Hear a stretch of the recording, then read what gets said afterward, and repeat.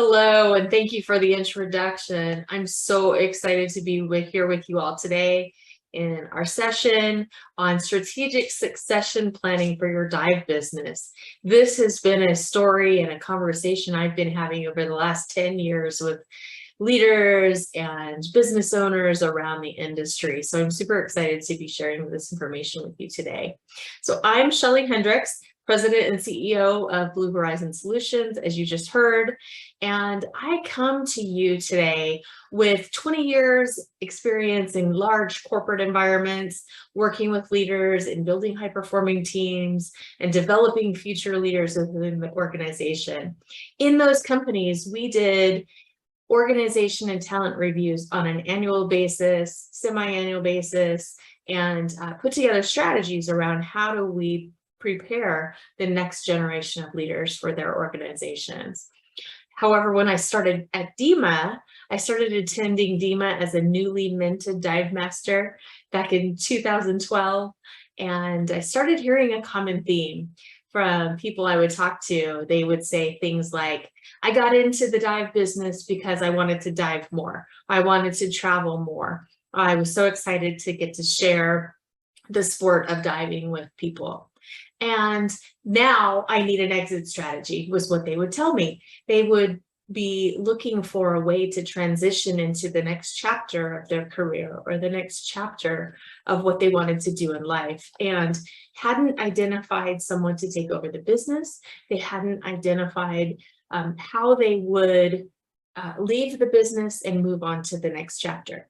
And so we started having this conversation. So for 10 years, I've been having this conversation with different dive operators and folks throughout the industry. And maybe you are on the call today because you've been one of those people. So hello and welcome back.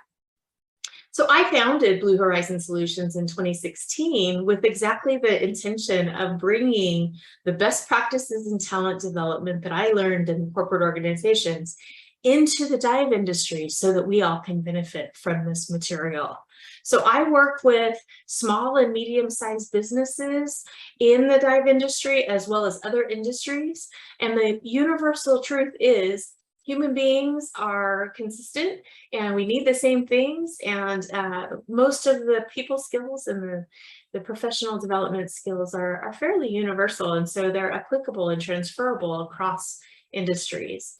So again, we work with entrepreneurial startups, first-time business owners, small businesses, medium-sized businesses, and we have the mission of working with helping leaders to make waves of positive change for future generations.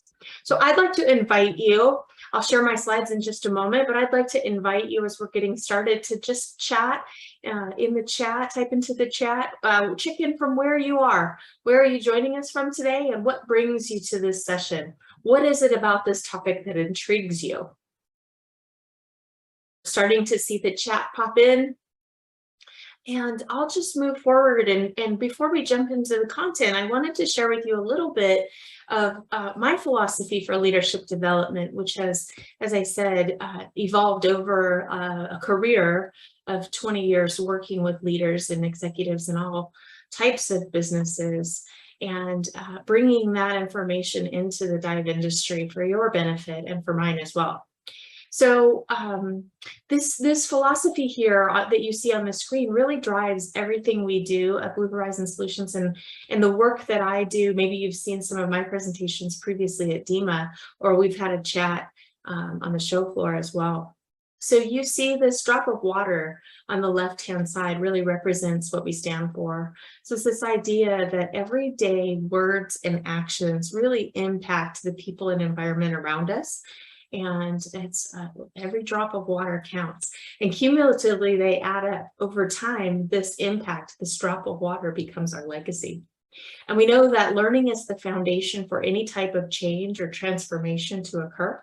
And so our mission, as I said earlier, is to help leaders to really create those waves of positive change for future generations, both in our communities, in our neighborhoods, in our state, in our country, and in the world beyond as well. So our philosophy is about learn, lead, leave a legacy. That's what we do here Blue Horizon Solutions. So you're here to check on today's session. And so our objectives for this conversation together are these.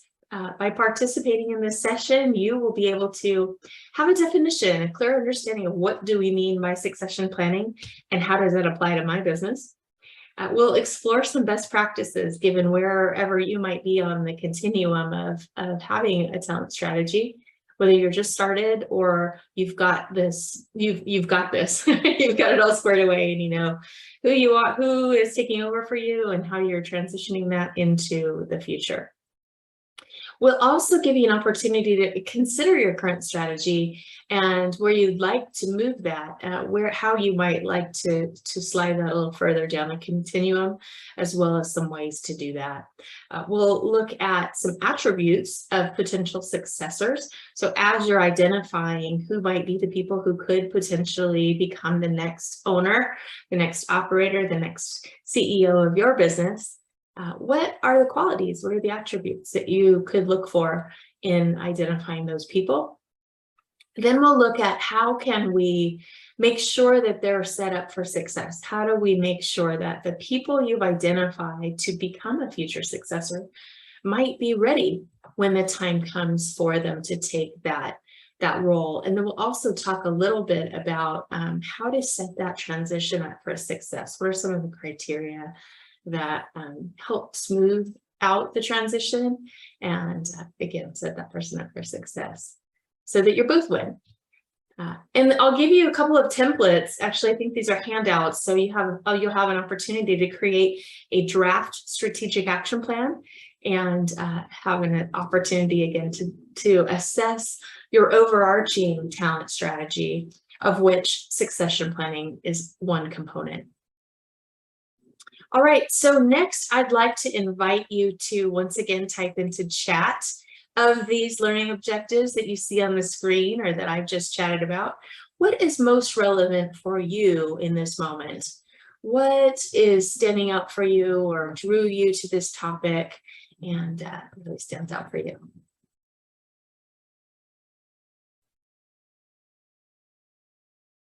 Okay, so moving right along, thank you for that. It's always interesting to hear what connects for people.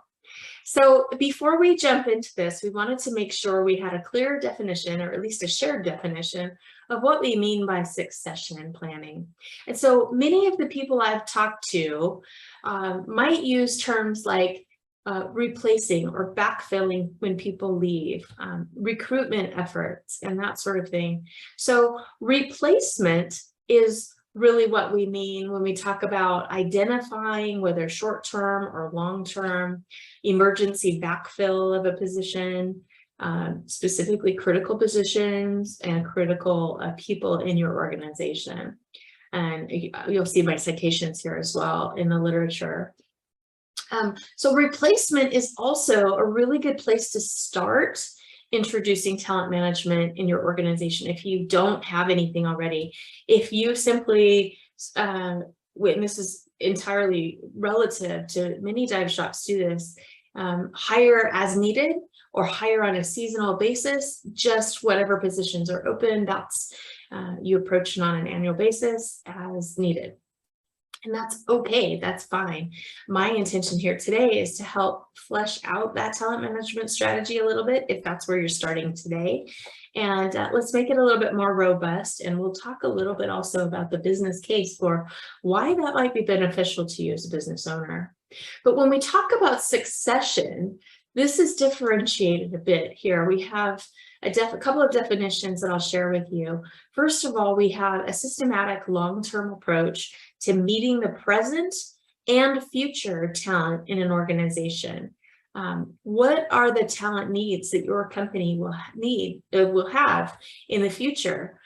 If you're going to continue your mission, staying relevant, staying sustainable, and meeting or exceeding your business objectives. So that's one definition in the literature. Here's another one for you: the deliberate and formal process that facilitates the transfer of management control from one family member to another. And this is, of course, in the case of family-owned businesses, which many of your businesses are. And so I wanted to share this with you as well. So it's not only the sort of systematic strategic approach to thinking about future talent, it's also the process by which we identify and transfer that power, so to speak, from one person to another. A structured process involving the identification and preparation of a potential successor to assume a new role. And then lastly, as I mentioned before, succession is one part of a comprehensive talent strategy, which you may have in your business. So I mentioned the business case earlier. So from my research, speaking with dive shop owners and dive operators around the world for the last 10 years, and also what we've seen in other industries as we do work to expand talent strategies in other companies, what we know to be true, and we've seen this time and time again, is that the businesses who have a comprehensive talent strategy really do begin to see higher quality recruitment. So they're recruiting less and less frequently, and people are staying longer with their companies. We're also seeing higher employee engagement and retention. So people stay longer and they like the job. They enjoy working there. They have fun. They cultivate a sense of tribe, a sense of trust within the team. And all of that, of course, we know leads to higher customer satisfaction. And so you also get sort of a trickle-on effect of customer retention, which we all want.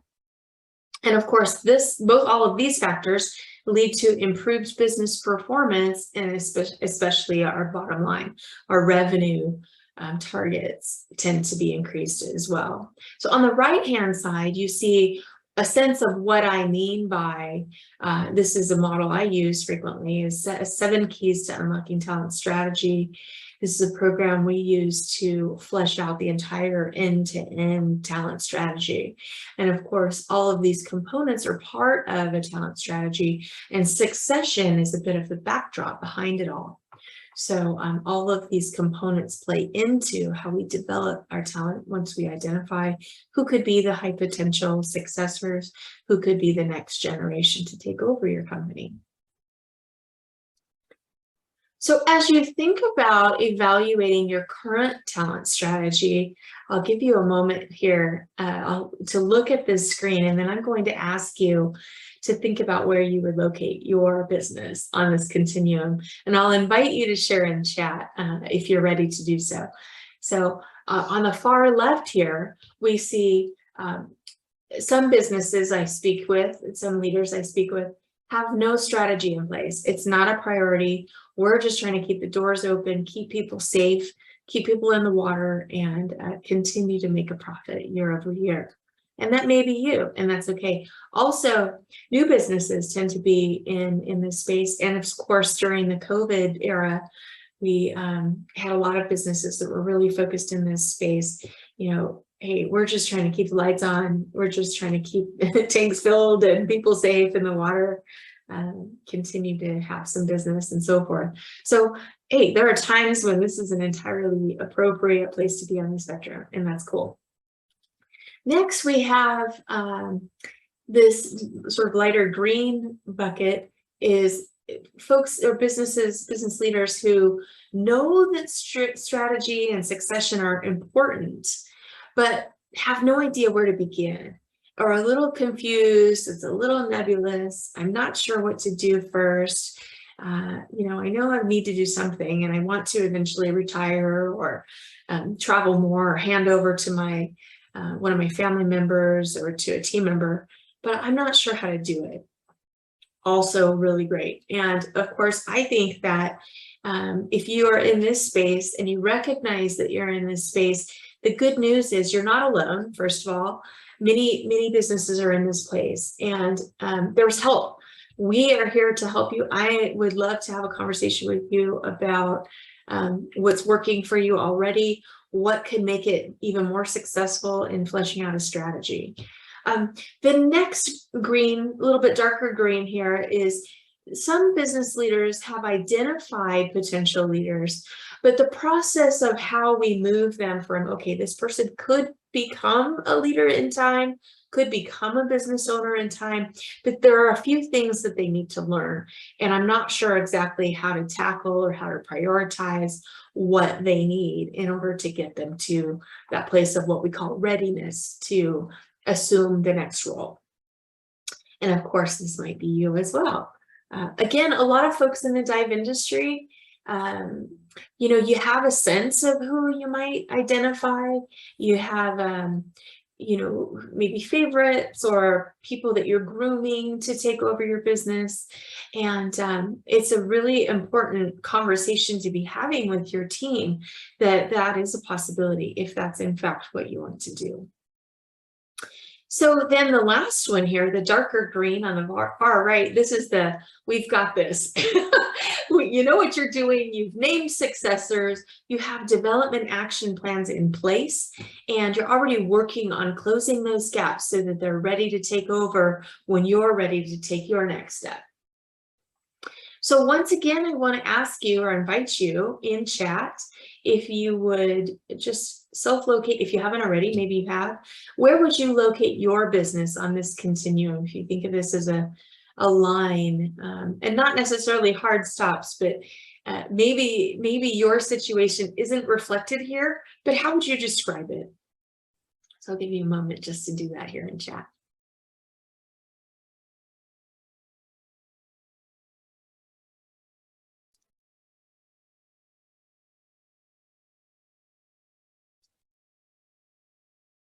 All right, thank you for engaging with that conversation.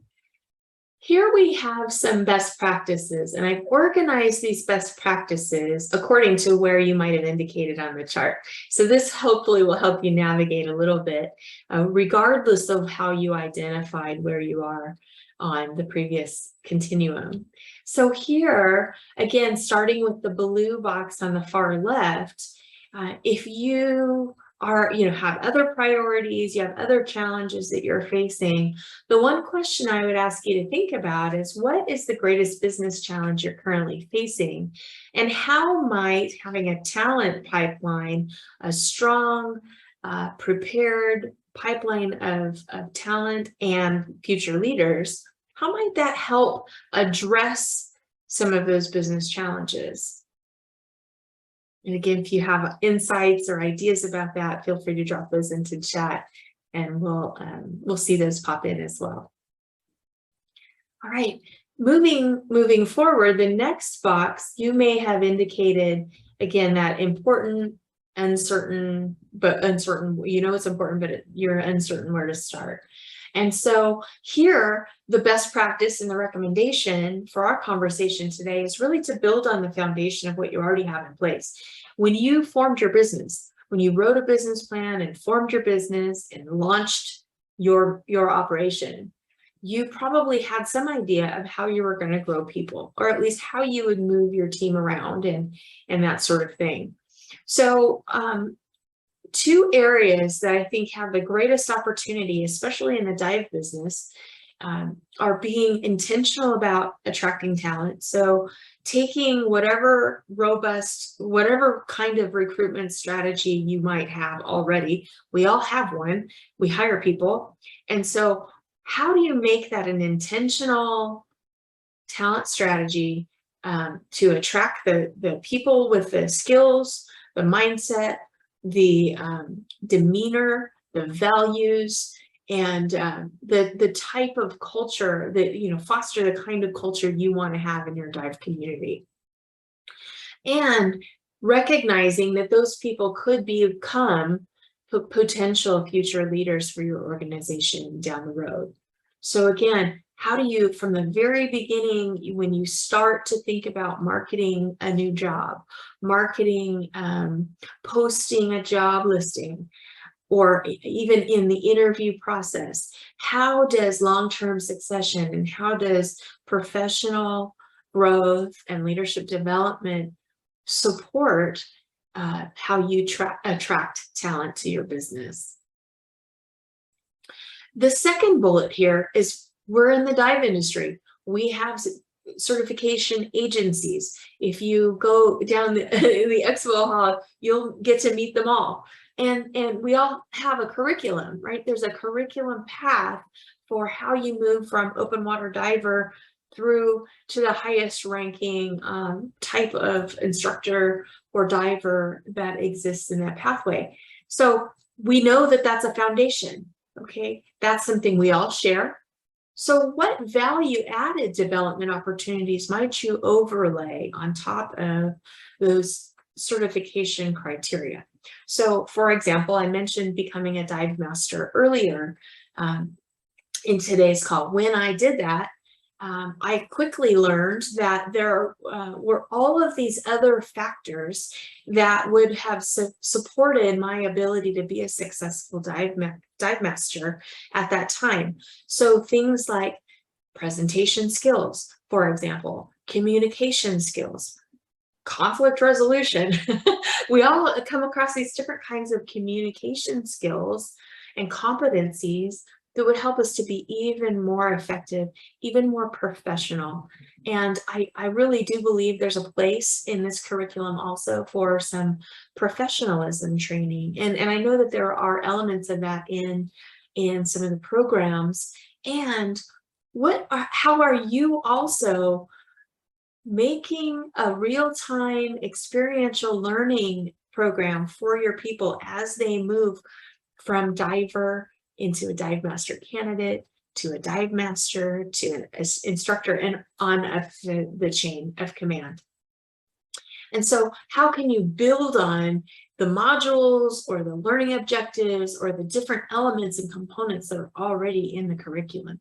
We have a foundation of a solid working curriculum, and there's room for improvement around the professional and leadership skills.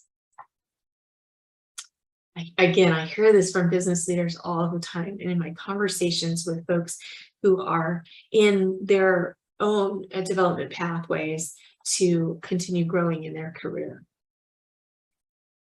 In this green box here, where remember you have a great team, you have a good solid foundation here, but there's some opportunity for process improvement. So again, the strategy that's proposed here is this idea of develop them all. Everyone on your team deserves an opportunity to continue their professional and leadership development and continue growing into the kind of leader who could potentially own or run a business, maybe even yours.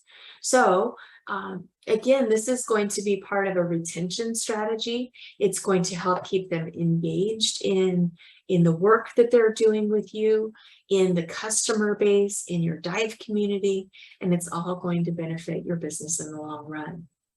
They will also see you as a business leader who invests in the future development of people. And again, research shows that people really value that. It's one of the things we look for when looking for a job. I can't stress this enough. So once you've identified, identifying the critical roles, what are those key critical, mission critical jobs in your business that without those jobs, this place can't run? and they're all different. It depends on your operation and how you run your business.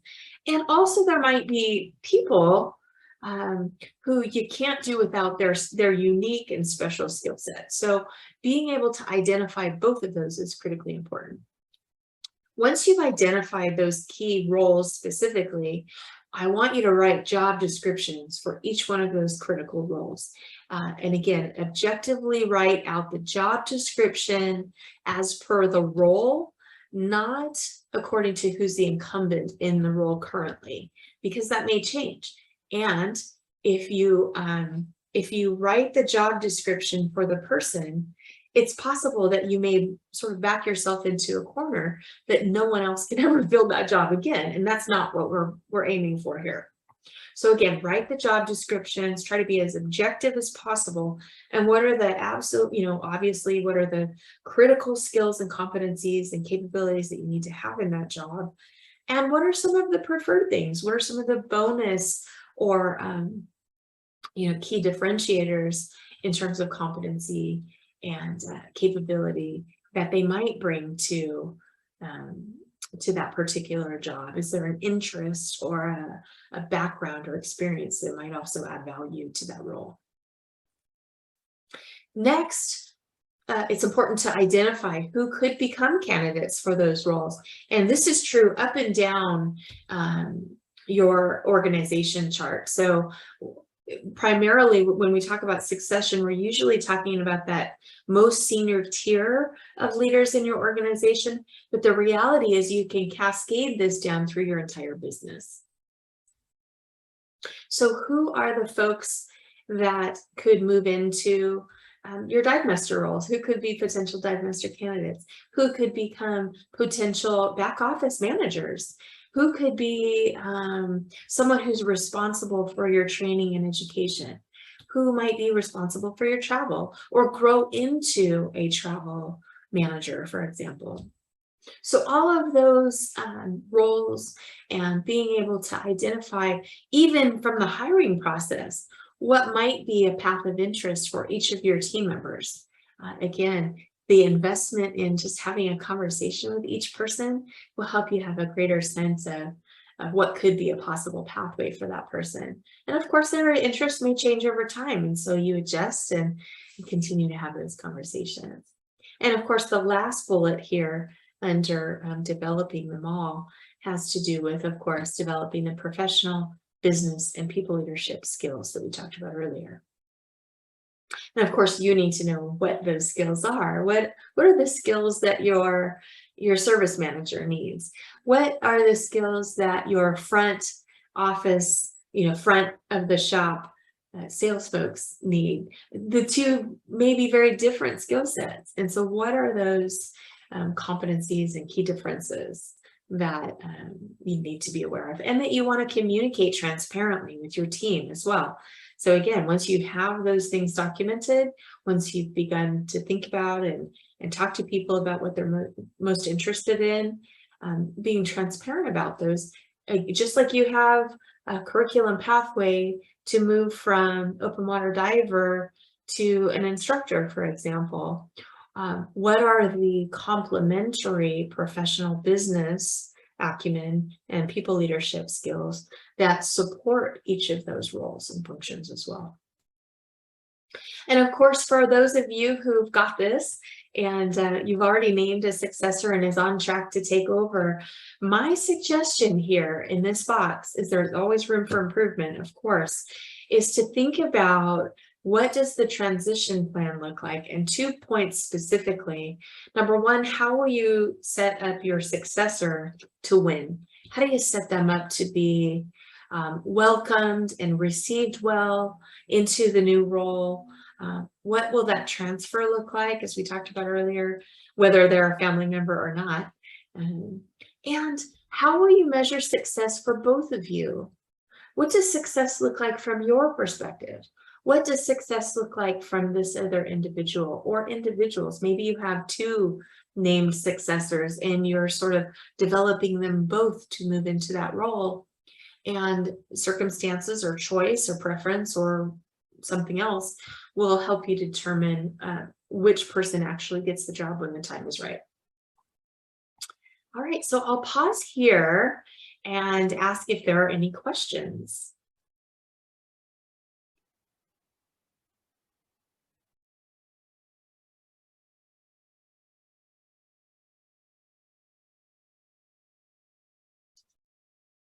Next, we'll move into identifying potential successors. And this is a tool that I'll include in your handouts as well. This is, if you think of this similar to a SWOT analysis, but it's for the person. And my suggestion is do this with all of your team members. And so if you look at this in terms of the top tier, each person comes to you with past performance. Now, you may have insight into their past performance. You may have known them in the industry. They may be net new to you. You may have just met them. They may have popped into your dive shop and asked about it. So, of course, you're going to reveal this in the interview process, or at least in conversations leading into whatever might lead to a recruitment or interview process. So of course, like any interview, any kind of talent attraction, you're going to be interested to know what knowledge and what experience do they bring to bear or bring into this role that they're asking to be considered for. If they're already on your team, you may have this insight already. You may already know what their experience and knowledge and the capabilities are. And so again, it's a way to sort of organize your thinking. What are the competencies? What are the skills? And what are the skill gaps in each of these areas? So and so is really strong and could be a potential service manager, but I really need that person to attend something at DEMA in order to beef up their knowledge about the equipment that we're beginning to sell next year, or whatever it might be for your business. Similarly, on the experience side, what kind of experiences do they have, but also what do you want them to have in the future? How this will help to inform their development plans as you move forward. Now, critically important as we think about succession readiness is this bottom section, these bottom two boxes. So again, in the research and in our experience, succession readiness comes down to how well can an individual learn from experience, and specifically in two domains is what we see in the literature. So self-awareness here on the left-hand side has to do with how well does the person know their strengths, their weaknesses, their blind spots, how open and receptive to feedback are they? Are they willing to learn? Are they coachable? If you're interested in coachability, I'd love to have that conversation with you as well. The right-hand side is learning agility. So this is sort of different but connected to learning from experience. So by learning agility, what we mean is the ability for someone to take a past experience, sort of debrief and process the nuggets of learning and apply it to a completely new situation.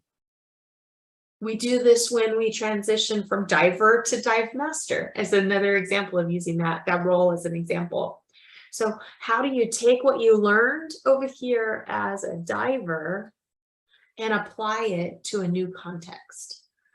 And so some of the things you want to look for again there are around, have you seen them do this?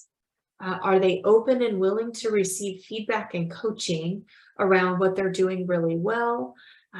If they get defensive and frustrated very easily, again, that can be an opportunity for a conversation around self-awareness.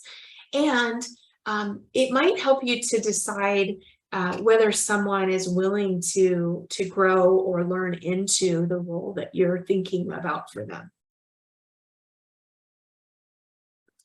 So again, if you have questions around this, pop them into chat and we'll address those as they come up. Something I found to be helpful is this set of guiding principles. We use these guiding principles when, again, thinking about talent development sort of across the board. And really, these four guiding principles help us when we think about the rising tide lifts all boats. So when we think about a learning strategy or a talent strategy for your team members, this focus on learning, recognizing that it is imperative that all team members have a high standard. They're held to a high standard for learning without exception. So everyone has the high standard, not just the high potentials, not just the people you're targeting for these senior roles. Everyone has the same opportunity and high expectations.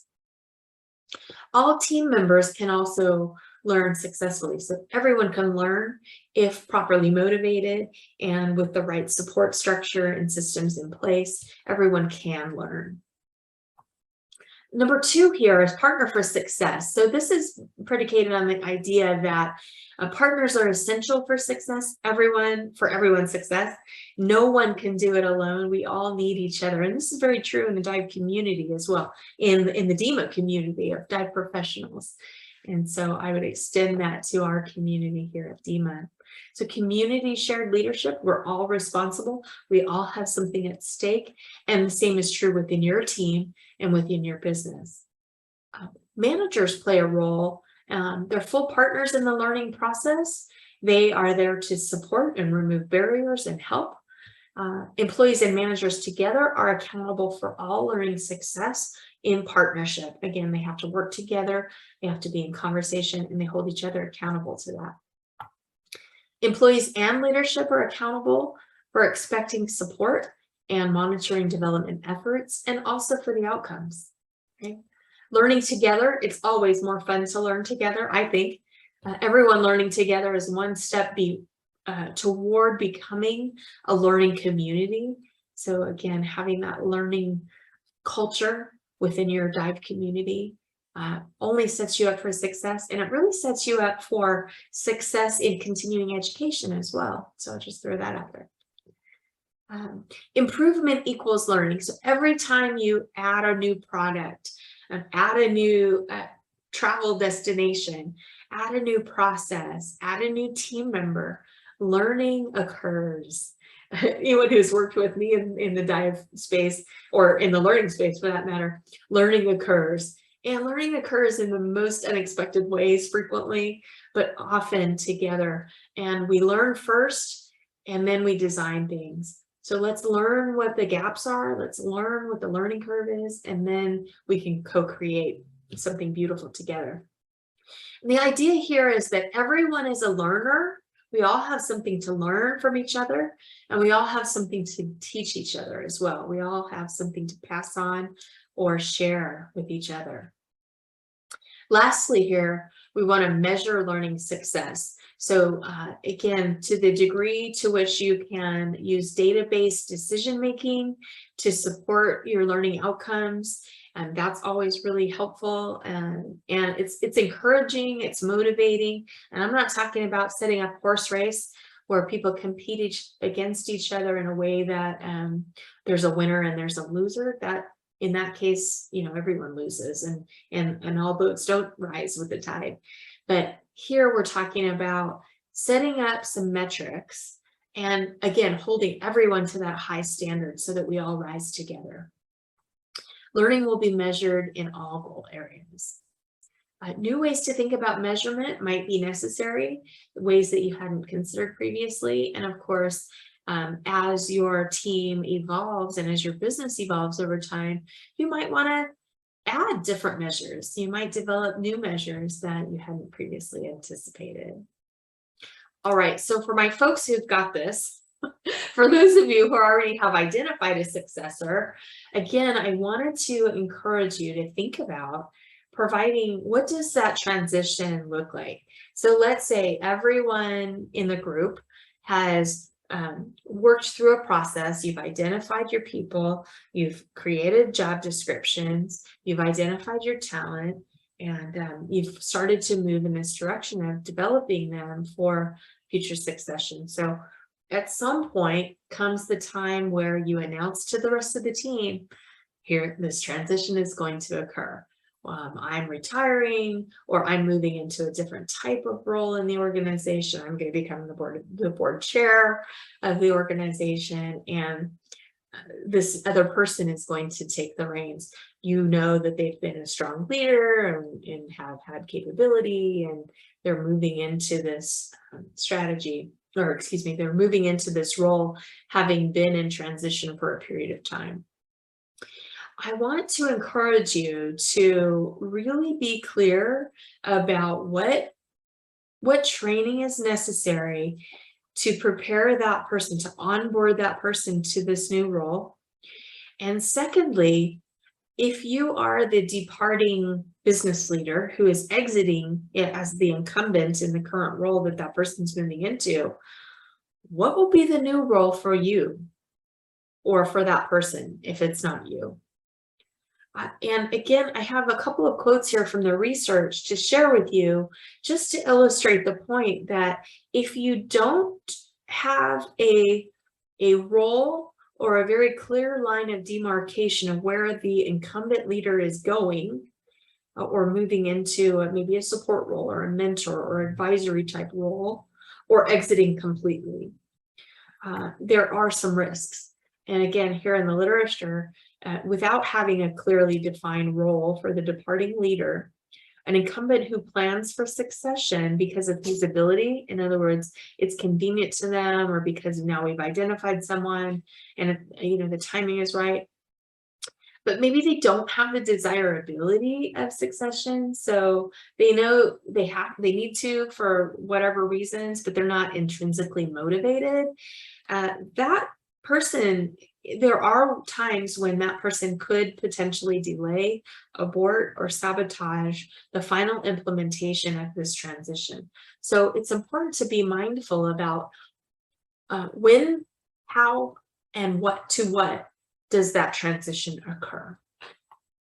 And then lastly, setting both the successor and incumbent up for a successful transition includes what is your strategy for communicating this decision to the rest of the team, to your team members, your staff members, your maybe adjunct staff members if you hire contract instructors or team members, to your customer base, to your broader population of followers.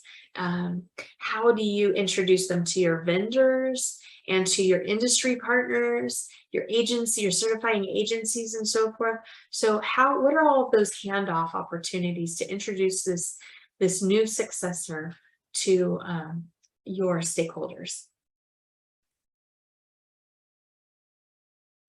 All right, so I want to pause here and give you the opportunity to say what's bubbling up for you. You may have questions or comments or thoughts about information we've shared so far.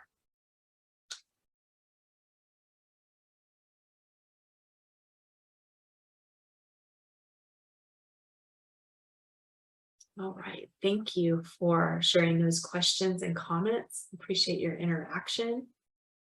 And lastly, I just want to leave you with some context for these are some ways you can stay in touch with me and my team. We will be in booth number 349 on the trade show floor. And so come by and see us, come by and let me know what was relevant to you, what was meaningful, what follow-up questions you might have, or you can contact us in one of these ways as well. Lots of different ways here you can interact with us, either in socials or on our website. I am also scheduling, actually, we in our booth are scheduling consultations during the show. So come by, schedule an appointment, or visit our site. This very top tool here is our booking tool. We're taking free consultations with people at the show. So you can schedule time with us that way also. All right, you can access the handouts here for the session in the DEMA app. And here's the password for your information if you don't already have it. And lastly, I just want to invite you to rate my session. I also welcome your feedback and comments. And of course, the DEMA team, the show organizers certainly appreciate knowing what adds value for you and what you might be curious to learn more about next time. So thanks again for your time. I've really appreciated getting to be here with you, and I look forward to engaging with you more down the road. Thanks. I'll see you on the trade show floor.